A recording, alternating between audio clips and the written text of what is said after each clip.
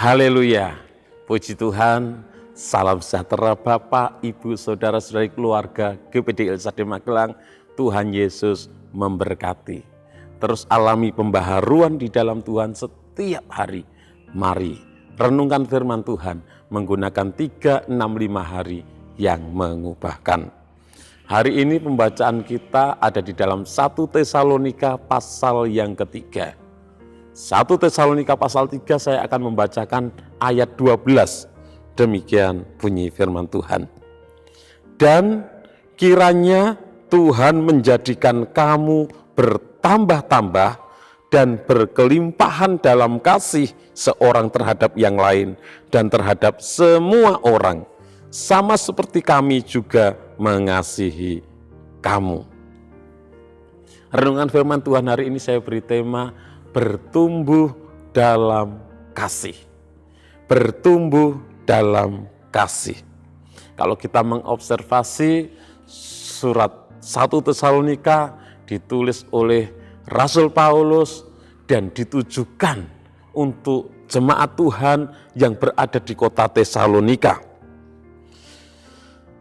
Dan di dalam 1 Tesalonika pasal 3 ayat yang ke-12 ini merupakan sebuah harapan, sebuah doa dari Rasul Paulus agar jemaat Tuhan yang ada di Tesalonika itu diberikan oleh Tuhan pertumbuhan kasih. Di mana jemaat yang ada di Tesalonika boleh bertumbuh di dalam kasih. Pelajaran yang kita dapatkan dalam 1 Tesalonika 3 ayat 12 dikatakan, dan kiranya Tuhan menjadikan kamu bertambah-tambah dan berlimpah-limpah dalam kasih.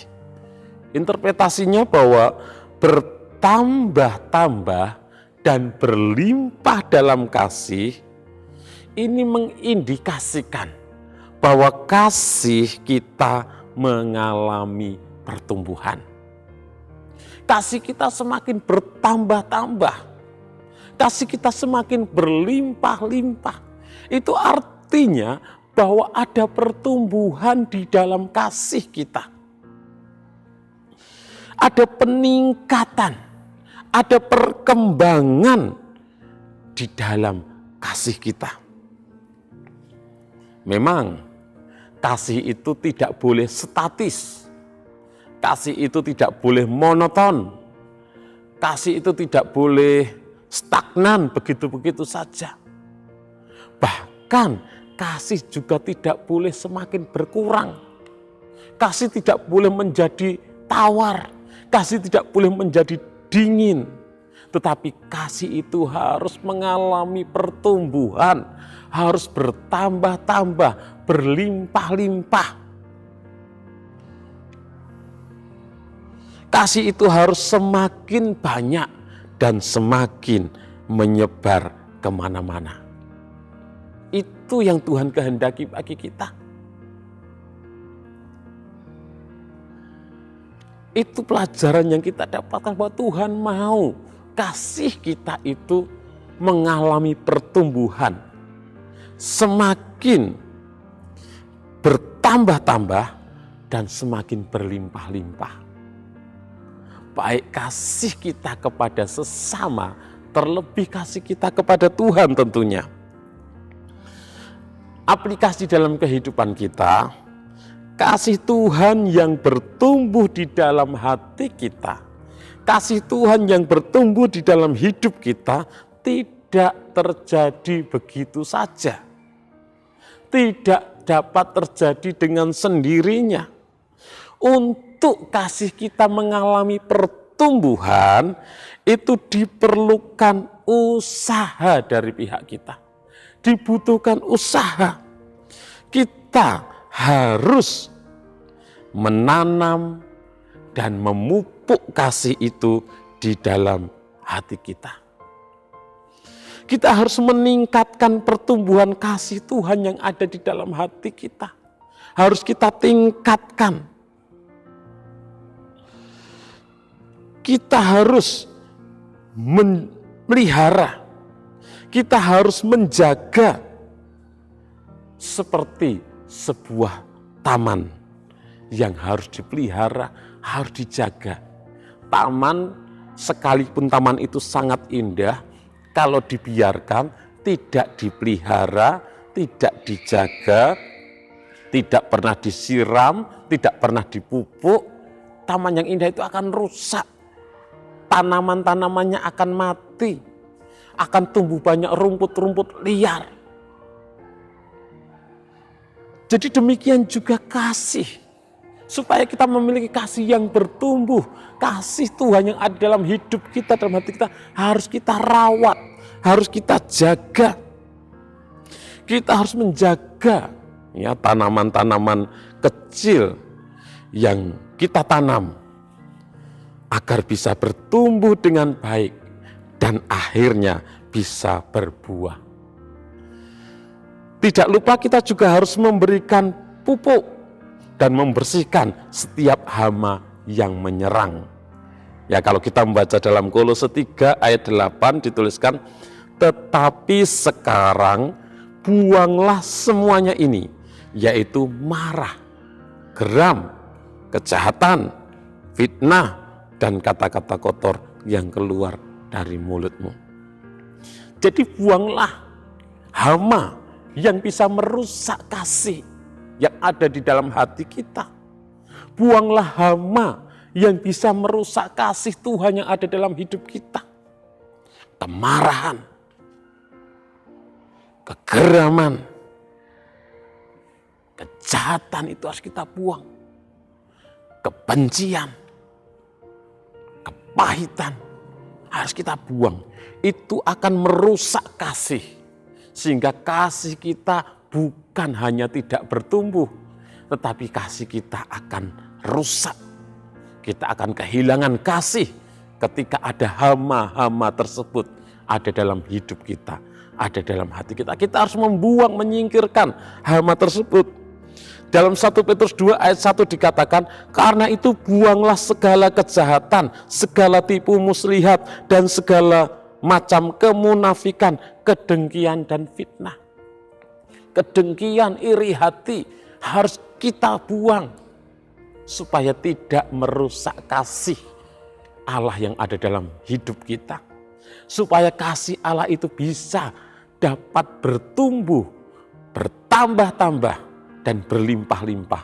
Kita harus menyingkirkan segala hal yang tidak berkenan di hadapan Tuhan. Segala hal yang dapat merusak kasih itu. Demikian juga dengan buah dari kasih Tuhan.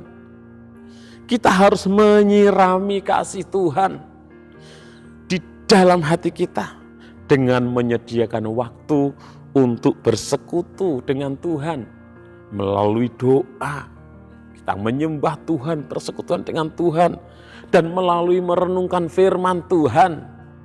Kita sedang menyiram dan memupuk kasih Allah yang ada di dalam hati kita melalui persekutuan kita dengan Tuhan.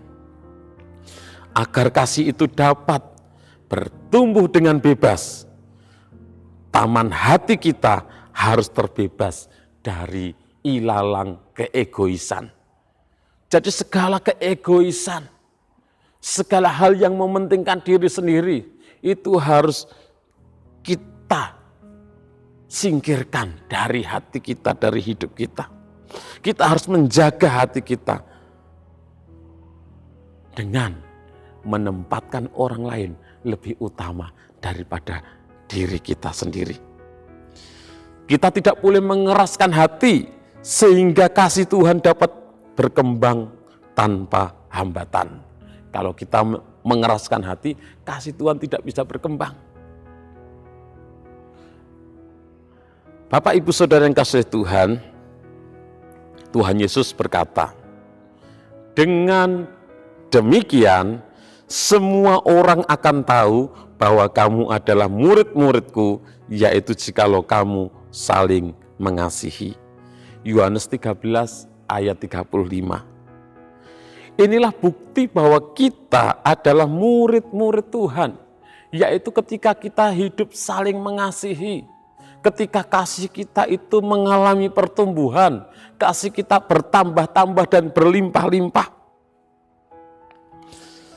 Di dalam Roma 12 ayat 9 dan 10 Rasul Paulus menuliskan, hendaklah kasih itu jangan pura-pura, jauhilah yang jahat dan lakukanlah yang baik, hendaklah kamu saling mengasihi sebagai saudara dan saling mendahului dalam memberi hormat.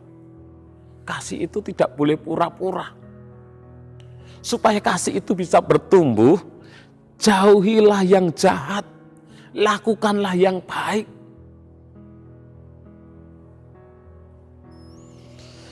Kasih yang bertumbuh tentunya berdampak di dalam diri kita. Kita mengalami perubahan di dalam sikap hidup kita. Ada perubahan di dalam tingkah laku kita. Ada perubahan di dalam karakter kita. Semakin hari semakin baik. Semakin hari semakin seturut dengan firman Tuhan. Semakin hari semakin serupa dengan Kristus. Karena kasih kita mengalami pertumbuhan. Kehidupan kita setiap hari mengalami perubahan dan pertumbuhan ke arah kedewasaan iman. Kita semakin dewasa dalam berpikir, semakin dewasa dalam bertindak, semakin dewasa dalam bertingkah laku, dan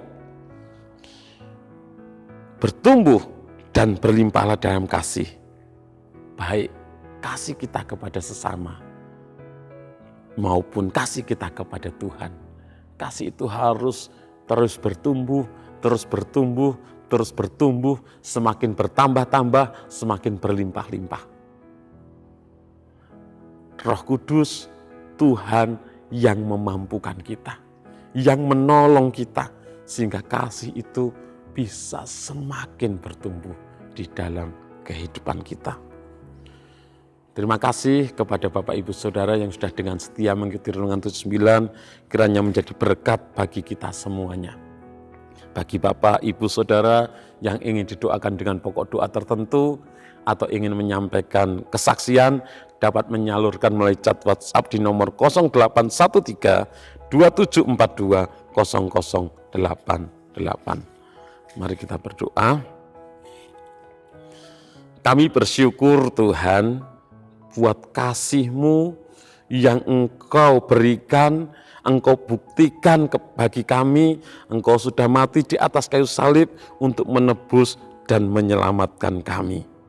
Engkau pun menghendaki supaya kami mengasihi sesama kami, supaya kami hidup di dalam kasih, supaya kami mengasihi Engkau dalam hidup kami Tuhan. Terima kasih Tuhan, terima kasih. Roh Kudus memampukan kami untuk kasih kami semakin hari semakin bertumbuh, semakin hari semakin bertambah-tambah dan berlimpah-limpah. Baik kasih kami kepada sesama maupun kasih kami kepada Engkau. Ya Tuhan, tolonglah kami keluarga GBD El Shaddai Magelang dapat menerima satu akan yang lain, sama seperti Kristus juga telah menerima kami untuk kemuliaan Allah. Di dalam nama Tuhan Yesus kami berdoa bersyukur. Haleluya. Amin.